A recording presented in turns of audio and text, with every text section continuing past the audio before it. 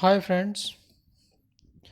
दोस्तों, मैं आपके इस यूट्यूब चैनल आगे प्लेटफॉर्म पर एक बार फिर से स्वागत करता हूं। तो दोस्तों, आज हम एक बहुत ही इंपॉर्टेंट टॉपिक को कवर करेंगे, बेसिक स्ट्रक्चर ऑफ कॉन्स्टिट्यूशन। आज मैं आपको इसको एक स्टोरी फॉर्म में लर्न कराने की कोशिश करूंगा ताकि आपको एक लॉन्ग टर्म तक याद रहे। तो दोस्तों, अगर आप इस चैनल पर नए हैं तो इस चैनल को सब्सक्राइब कीजिएगा। तो चलते हैं बिना देरी किए हुए, आज का हम टॉपिक स्टार्ट करते हैं। तो दोस्तों, सबसे पहले बात करते हैं अगर 31 दिसंबर 1928 की नेहरू रिपोर्ट। दोस्तों, नेहरू रिपोर्ट ये पेश की गई मोतीलाल नेहरू जी जो थे हमारे, उनके द्वारा इसको रिपोर्ट को पेश किया गया था, मतलब बनाया गया था इंडियन नेशनल कांग्रेस के द्वारा। तो इस रिपोर्ट में था क्या? इस रिपोर्ट में प्रिंसली स्टेट की मांग की गई थी। आपका जो डोमिनियन स्टेट थे, सॉरी प्रिंसली कह रहा हूँ, डोमिनियन स्टेट की मांग की गई थी। डोमिनियन स्टेट थे क्या? डोमिनियन स्टेट एक ऐसा स्टेट होता है जिसमें आप मतलब हम भारत तो आज़ाद रहेगा लेकिन वो ब्रिटिशर्स के अंडर में ही रहेगा। इस चीज़ की इसमें मांग की गई थी। तो इस चीज़ का बहुत से जो हमारे कांग्रेस नेता थे, जैसे जवाहरलाल नेहरू, सुभाष चंद्र बोस, बहुत से जवान नेता थे, उन्होंने इसकी मतलब खिलाफ रहे में इसकी खिलाफत करी इसकी। तो इसकी जब बहुत ज़्यादा जब खिलाफ हो गए बहुत से नेता, तो इसमें जो हमारे कांग्रेस के नेता थे उन्होंने एक चीज़ कही कि ये रिपोर्ट 31 दिसंबर 1929 तक अगर स्वीकार कर ली गई या ब्रिटिशर्स के द्वारा मान ली गई तो ठीक है। कुछ दिन और हम लोग मतलब अंडर ब्रिटिशर्स के रह लेंगे, फिर कुछ दिन बाद हम स्वराज की मांग करेंगे, पूर्ण स्वराज की। लेकिन अगर ये नहीं स्वीकार करी इन्होंने तो हम इस चीज़ को, इस रिपोर्ट को एक्सपायर कर देंगे। बेसिकली था क्या, जो हमारी आईएनसी थी, इंडियन नेशनल कांग्रेस, वो पर ईयर के एंडिंग में 31 दिसंबर को अपने पूरे साल का एक रिपोर्ट तैयार करती थी, जिसमें वो ये देखते थे कि हमने पूरे साल क्या किया ईयर के एंडिंग में। तो वही चीज़ यहाँ पर थी। तो इसमें उन्होंने कहा था, तो जो हमारा वो 31 दिसंबर 1929 को लाहौर सीज़न हुआ, ये रावी नदी के तट पर हुआ था। दोस्तों, ये बहुत इंपॉर्टेंट क्वेश्चन है, आप इसको नोट डाउन कर लीजिएगा कहीं पर।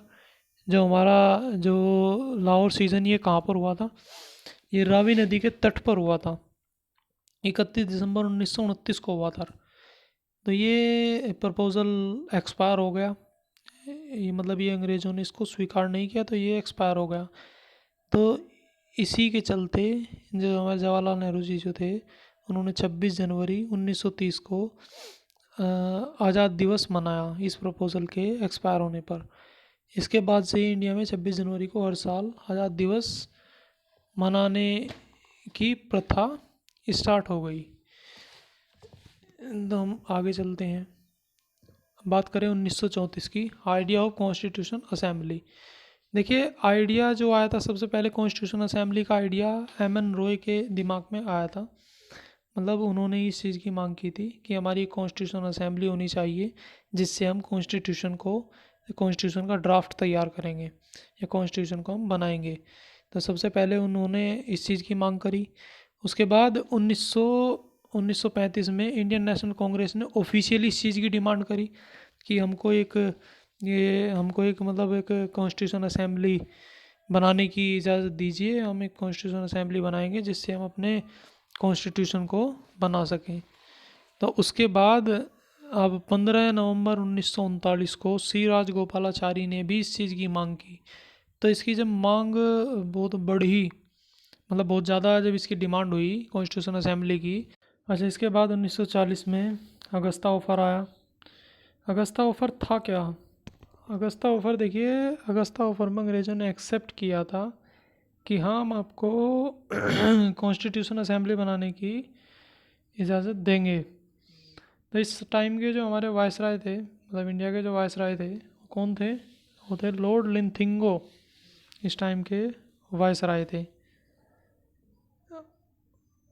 और उसके जब ये अगस्ता ऑफर आया उसके 6 साल बाद यानी 1946 में कैबिनेट मिशन आया, जिसमें 292 पर्सन जो थे वो ऑल इंडिया से इलेक्ट हुए। मतलब ये वहाँ से इलेक्ट हुए थे जहाँ पर ब्रिटिशर्स का राज था, वहाँ से इलेक्ट हुए। 93% थे वे प्रिंसली स्टेट से इलेक्ट किए गए, लेकिन उन्होंने इसमें भाग लेने से मना कर दिया। मतलब जो प्रिंसली स्टेट बेसिकली वे होते थे जो जहाँ पर राजा रजवाड़ों का राज था, वे प्रिंसली स्टेट थे। इन्होंने इसमें आने से मना कर दिया, क्योंकि वे ये सोचते थे कि भाई जब अंग्रेज़ यहाँ से चले जाएंगे तो हम अपना एक सेपरेट स्टेट बनाएंगे और उस पर हम लोग राज करेंगे। तो इसमें जो 292% थे, इसमें मुस्लिम और सिख जो थे ये आपके इनको रिजर्वेशन में थे, और बाकी जनरल थे, ये इसमें थे।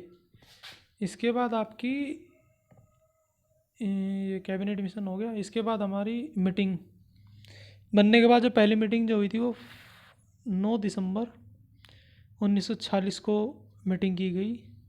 इसमें सबसे ज़्यादा एज्ड के व्यक्ति थे डॉक्टर सच्चिदानंद सिन्हा थे, जिनको इसका प्रेसिडेंट चुना गया। बेसिकली इनका पहला प्रेसिडेंट इन्हीं को चुना गया था कॉन्स्टिट्यूशन असेंबली का। फर्स्ट जो प्रेसिडेंट थे वो यही थे। ये भी क्वेश्चन चाहे तो नोट डाउन कर सकते हैं इसको भी। और सेकंड मीटिंग हुई ये 11 दिसंबर 1946 को हुई थी। इसमें प्रेसिडेंट जो चुने गए वो डॉक्टर राजेंद्र प्रसाद को चुना गया, और ये ही इंडिया के पहले प्रेसिडेंट भी बने। इसी के साथ इसमें वाइस प्रेसिडेंट की पोस्ट को ऐड किया गया। हरेंद्र कुमार मुखर्जी, HC मुखर्जी हमारे वाइस प्रेसिडेंट बने। और इसी के साथ एक एडवाइज़र को चुना गया जो BN राव, बनेगल नरसिंह राव को हमारा एडवाइज़र चुना गया। बेसिकली सेकंड मीटिंग में इन 3 पोस्ट को ऐड किया गया। और थर्ड मीटिंग हुई 13 दिसंबर 1946 को। 13 दिसंबर 1946 में हुई थी। इसमें ऑब्जेक्टिव रिवॉल्यूशन पास किया गया। ये ऑब्जेक्टिव रिवॉल्यूशन था क्या? देखिए, जो मैं बता रहा हूँ उन चीज़ों को ऐड करते चलिएगा, जिससे आपको चीज़ें लर्न हो जाएं, आपको रटनी ना पड़े, ये चीज़ों को लर्न हो जाएं। उनको जोड़ने की कोशिश कीजिएगा, एक दूसरे से चीज़ों को जोड़ते चलिए तो आपको ये लर्न हो जाएंगे। आपको कुछ भी चीज़ रटने की ज़रूरत नहीं पड़ेगी। तो ये जो 13 दिसंबर 1946 को जो ऑब्जेक्टिव रिवॉल्यूशन पास जो हुआ था, ये जवाहरलाल नेहरू के द्वारा किया गया।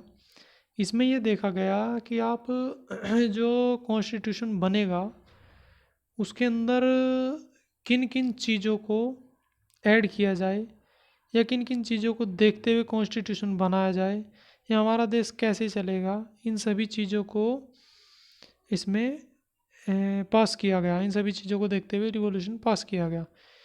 इसके बाद कमेटी बनी। जो कमेटियाँ जो बनी यानी जो हमारे 292 थे उनको कमेटी में डिवाइड कर दिया गया, ग्रुप्स में डिवाइड कर दिया गया, जिनका एक हेड यानी चेयरमैन बना दिया गया। इसमें जो सबसे इम्पोर्टेंट जो कमेटी थी वो ड्राफ्टिंग कमेटी थी, जो भीमराव अम्बेडकर के जो थे उसके चेयरमैन थे, जिसने कॉन्स्टिट्यूशन का ड्राफ्ट तैयार किया। मतलब इनको जो भीमराव अम्बेडकर है इसीलिए इनको constitution of father of constitution कहा जाता है। इसके बाद यूनियन कमेटी बनी। इसी के साथ यूनियन कमेटी जवाहरलाल नेहरू ने बनाई। Power committee, union power committee, ये भी जवाहरलाल नेहरू ने। ये कुछ कमेटीज़ हैं, मतलब ये इम्पोर्टेंट हैं, अगर आप चाहें तो इसको नोट डाउन कर सकते हैं। इसको पॉज करके नोट डाउन कर लीजिएगा। उसके बाद जब कमेटी बन गई और हमारा जो कॉन्स्टिट्यूशन था वो तैयार हो गया। इसको तैयार होने में बेसिकली 2 साल 11 महीने और 18 दिन लगे, और 26 नवंबर 1949 को ये कॉन्स्टिट्यूशन बनकर तैयार हो गया। 26 जून 1950 को ये लागू हो गया। क्यों लागू हो गया? क्योंकि 26 जून 1930 को हमने अपना इंडिपेंडेंस डे बनाया था। याद है ना, स्टार्टिंग में बताया था मैंने। हाँ, उसी वजह से ये 26 जनवरी को लागू हुआ। लेकिन लागू तो हुआ, लेकिन इसको अडोप्ट जो किया था, मतलब 24 जनवरी को एक मीटिंग हुई जिसमें हमने नेशनल एंथम, नेशनल सॉन्ग को अडोप्ट किया, ये 2 चीज़ें अडोप्ट की। इसी दिन डॉक्टर राजेंद्र प्रसाद को प्रेसिडेंट बनाया गया। 24 जनवरी को ही कॉन्स्टिट्यूशन पर साइन किए गए, इसको लागू किया गया, इसी दिन लागू किया गया था। और एक क्वेश्चन और था, जैसे क्वेश्चन अगर चाहे तो आप नोट डाउन कर लीजिएगा, ये पूछ लेता है कभी कभी एग्ज़ाम में। जैसे जो लास्ट गवर्नर जनरल जो थे हमारे इंडिया के, last governor general Lord Mountbatten थे। लॉर्ड, दोस्तों आज के लिए इतना ही। ये वीडियो कैसी लगी आपको बताइएगा कमेंट बॉक्स में, और मिलते हैं नेक्स्ट वीडियो के साथ। तो थैंक यू।